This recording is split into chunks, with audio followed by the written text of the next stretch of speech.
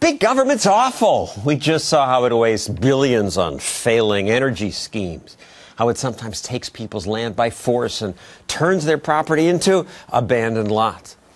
Well, I don't like my big government, but what choice do I have? I like America. I don't want to leave. But what if there were a way to have more competition among governments within America? We know competition forces people to become more efficient, to get rid of stupid old rules and roadblocks because customers leave if you don't. So, what if we turned over some unused land in America to create areas with fewer rules, simpler legal systems, small government that would give you another option? You could move to one of those places. Well, Michael Strong and Maguette Wade want to create thousands of new governments. They've started a new group called the Free Cities Project. What's that about? Well, as you say, competition makes everything better. Silicon Valley is great because thousands of young entrepreneurs create new companies. We want to encourage thousands of people around the world to create new governments that have different kinds of rules, each competing for customers, so we have the best education, the best healthcare, and the most peace and prosperity you can possibly imagine by means of competition.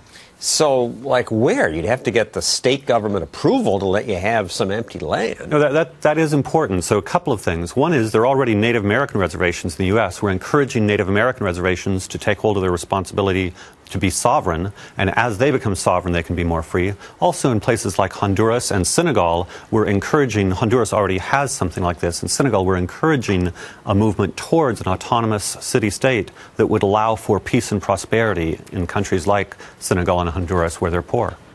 And I should say, you guys are a married couple, and Maguette, you're from Senegal, where you saw firsthand how stupid rules stopped prosperity. Right now we have thousands of young people at the bottom of the ocean, dead. Why? Because they put themselves into some fisherman's boat trying to make it to Europe to get a job. Not to get the cute blondie, but to get a job. So, dead.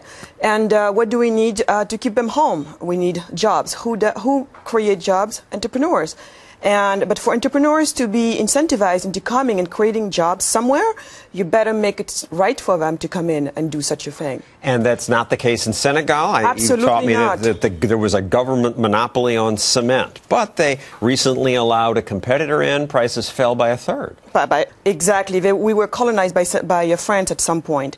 And, for example, in labor laws, why is it not so incentivizing for me right now to start a company in Senegal? For example, I'm married to my employees, good or bad. Who here can imagine such a thing? You cannot fire an employee. The welfare system's huge.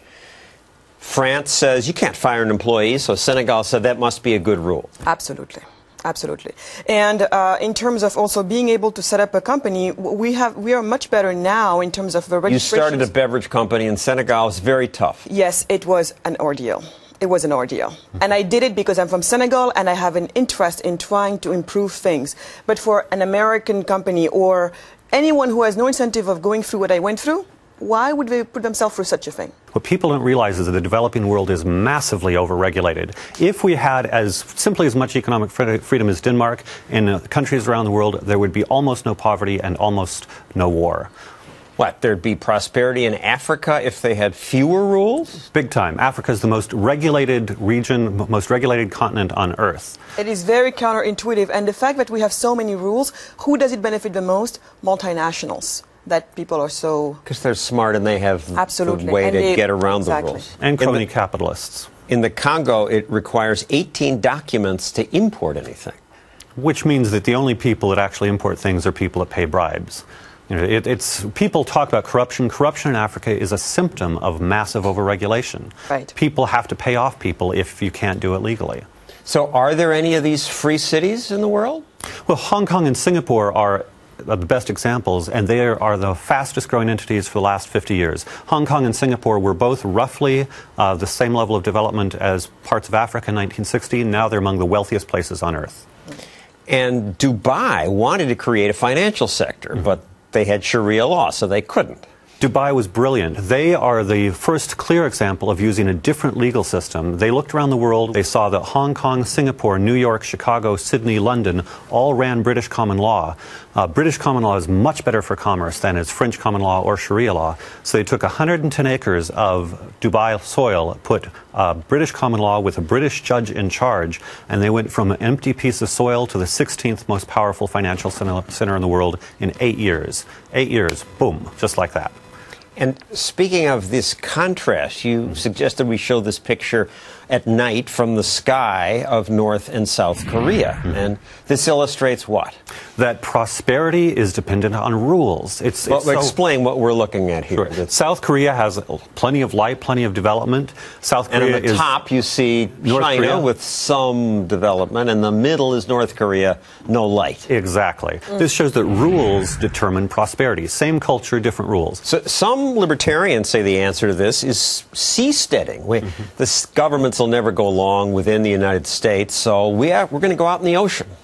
The seasteading is an interesting innovation, and there are various seasteads way at sea are pretty radical and difficult technologically.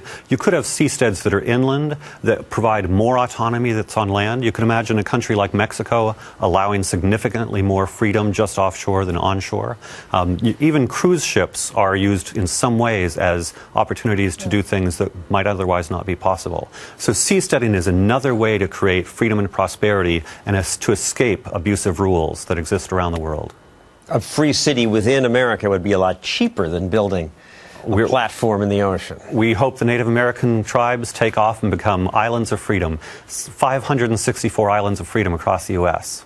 Thank you, Michael Strong. And